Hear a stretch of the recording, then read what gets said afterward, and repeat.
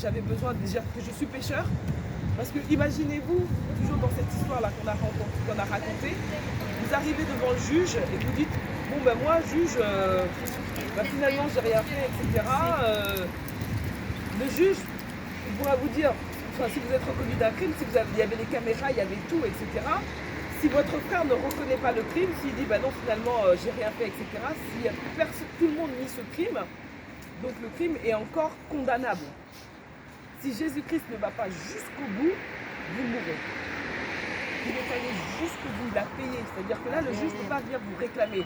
Il va regarder votre dossier, il va dire, ah ben non, c'est bon, il y a quelqu'un qui a payé pour lui. Si vous mourrez aujourd'hui et que vous avez donné votre vie à Jésus, quand vous arrivez devant Dieu, il va regarder, il va dire, non, c'est bon, il y a quelqu'un qui a payé pour lui.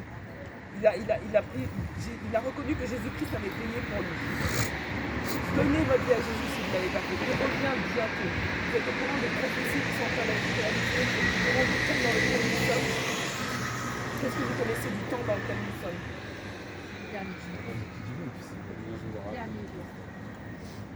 Ça se voit autour de nous, voyez-vous, la méchanceté qui augmente, le refroidissement, voilà, de l'amour des uns envers les autres. Il y a des prophéties, alors là ça sera un petit peu long à vous expliquer, vous êtes peut-être encore jeune, mais en tout cas pas suffisamment jeune pour ne pas mourir. Tout le monde peut mourir à n'importe quel moment. Ah ouais.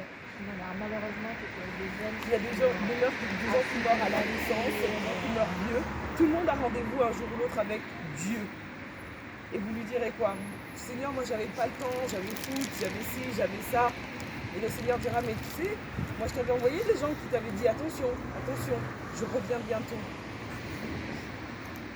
Vous avez une Bible à la maison? Vous la lisez? De temps en temps, ça m'arrive. Oui, d'accord. Vous avez dit que vous avez été baptisé.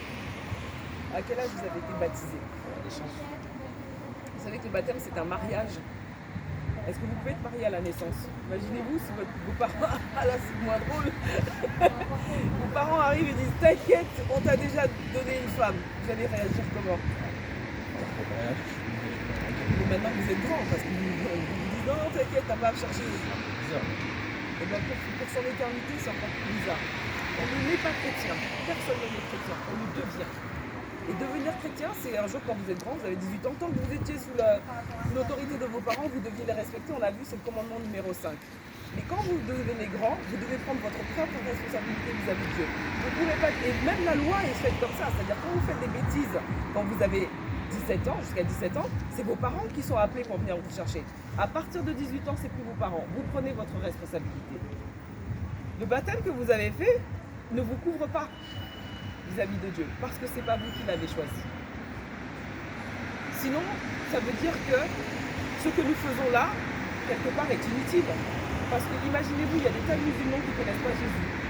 Alors si la voix de nos parents était toujours juste, alors ces gens-là ne pourraient pas changer, ne pourraient pas connaître Jésus-Christ.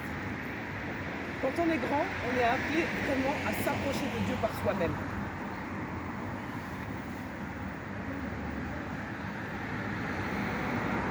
Qu'est-ce que vous pensez de cette conversation, les jeunes, jeunesse?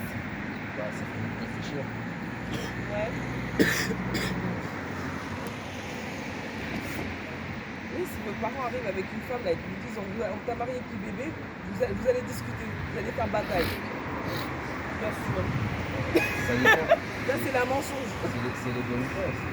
Mais elle peut être très belle, mais elle peut être très dangereuse. Le Seigneur, lui, savait que nous ne pouvions pas monter à sa perfection. Alors qu'est-ce qu'il fait? Comme nous ne pouvons pas arriver à son niveau, qu'est-ce qu'il va faire? Il va venir à nous. Il est venu à nous. Il est venu comment à nous? Bonjour. En la personne de Jésus-Christ. Il a quitté son trône un temps et il est venu en nous. Il est venu à nous et il est venu nous enseigner. Maintenant, je vais essayer de vous faire comprendre l'acte légal de Jésus-Christ à la croix. D'accord?